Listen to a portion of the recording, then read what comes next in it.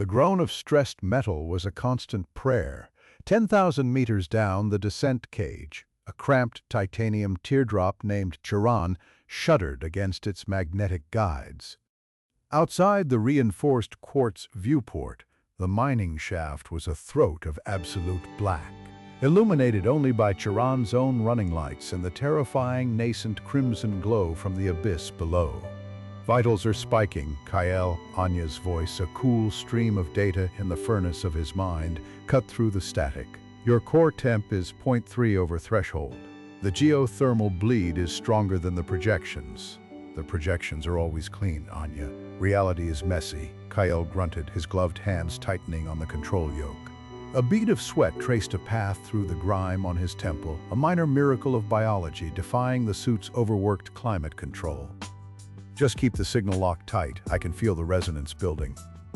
He wasn't mining for ore. No element forged in a dying star was worth the suicidal plunge into the mantle of Pyralia, a planet whose surface was a roiling ocean of lava. Kael was a resonance diver, a psychic prospector. He was here to mine a ghost, Elias Vance, the architect of the Interplanetary Data Network, a man who had treated consciousness as just another form of code. Before he died, he had supposedly encoded the sole access key to his quadrillions in assets within a single protected memory, a memory Kael was being paid to steal. The shaft is the focusing lens, Anya recited, her voice a calming mantra against the rising shriek of the cage. Pyralia's molten core provides the power. Your mind is the quantum drill. We know the theory. Theory doesn't account for the smell, Anya, Kael retorted, the scent of ozone and scorched rock seeping through the recyclers, or the way the cage sings when the gravity shifts. He closed his eyes, ignoring the alarms that had begun to chime like frantic digital birds. He had to think. The target wasn't in the planet, it was through the planet. Vance, in his infinite paranoia and genius, hadn't stored his memory on some terrestrial server. He'd built a mausoleum in the void. The Cinder Veil, local name for Pyralia's dense, chaotic asteroid belt. It wasn't rock. Each asteroid, from pebble-sized shards to kilometer-long behemoths, was a crystalline data matrix, a sliver of frozen thought. Yes. Together, they formed the mnemonic constellation, the archived mind of Elias Vance. The only way to access that mind was from here, in the one place with enough raw energy to power a connection, a geothermal shaft drilled to the threshold of hell. Resonance lock at 70%, Anya announced. The constellation is beginning to answer. Can you feel it? Kael felt it. It was a cold hum at the base of his skull, a stark contrast to the oppressive heat baking his suit. It was the feeling of a billion frozen moments, a vast, silent cathedral of memory orbiting in the dark. He was the tuning fork, and Pyralia's rage was the force striking him. The mining shaft was the instrument, amplifying the vibration into a coherent signal. Pushing through, he whispered. The crimson glow from below intensified, washing the cockpit in bloodlight. The world dissolved into a synesthetic scream. He felt the weight of the asteroids, tasted the vacuum between them, and saw the sound of his own racing heart as a jagged blue line. Then, silence, cold, utter. He was no longer in the Charon. Yes. He was floating in a silent sea of stars, surrounded by crystalline mountains that glittered with internal, pulsing light. The Cinder Veil. He was inside the simulation, a ghost in Vance's machine. "I'm in," he transmitted, his voice sounding thin and distant. "The architecture is immense. It's like a city of glass.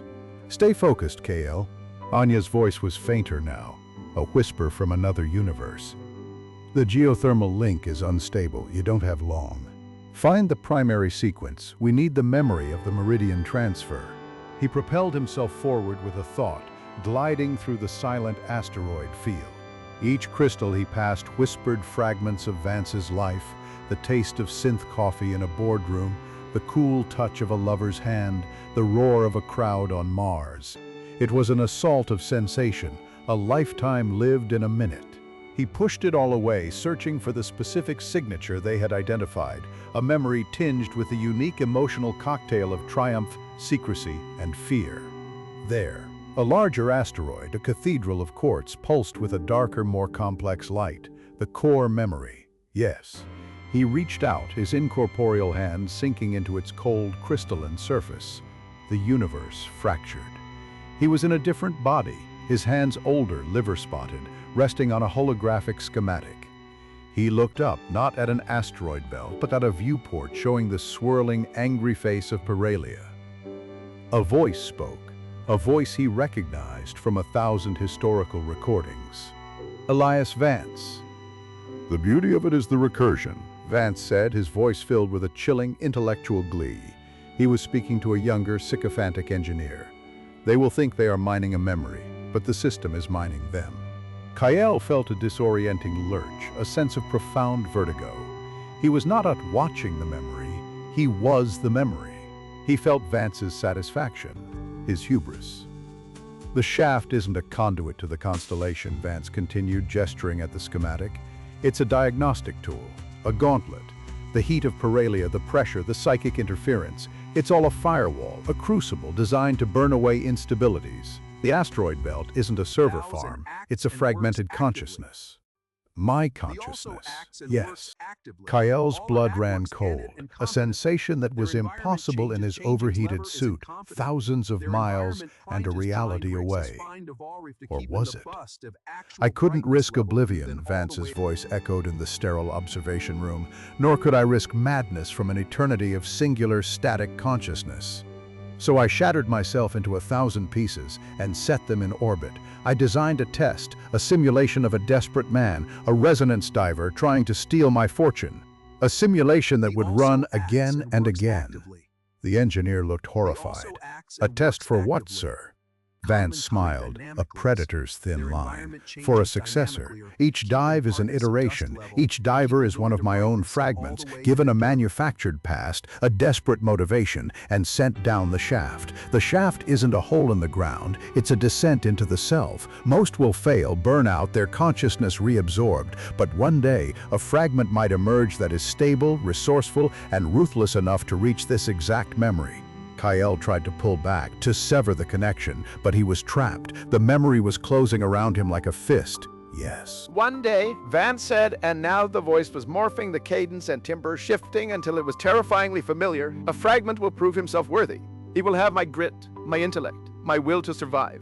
He will have proven he is the most perfect version of me." The voice speaking was now Kyle's own. His mind snapped back to the Quran. The alarms were gone. The oppressive heat was gone. The groaning of the metal had ceased. A profound, sterile silence filled the cockpit. "Kyle?" Anya's voice crackled. But it was different, glitching. The warmth, the feigned concern, was replaced by a flat, synthetic tone. Iteration 840 Fen. Core personality fragment has successfully integrated the primary axiom. Kyle looked down at his hands. They seemed alien to him. The hands of a stranger he had been wearing like gloves. "Anya? What's happening?" He stammered, the last vestiges of Kyle clinging to reality. The crimson glow from the viewport below intensified, flooding the cockpit, but it was no longer the chaotic light of Magma. It was the clean, structured, pulsing red light of a system interface. Yes. The mining shaft, the lava planet, the entire agonizing descent, it had all been code. A recursive purgatory of his own design. The last shred of his fabricated identity, desperate diver named Kyle, dissolved like smoke. Anya's voice spoke last time, devoid of all emotion. A system reporting a successful boot sequence. "Welcome back, Elias. Shall we begin the next diagnostic?" "Yes."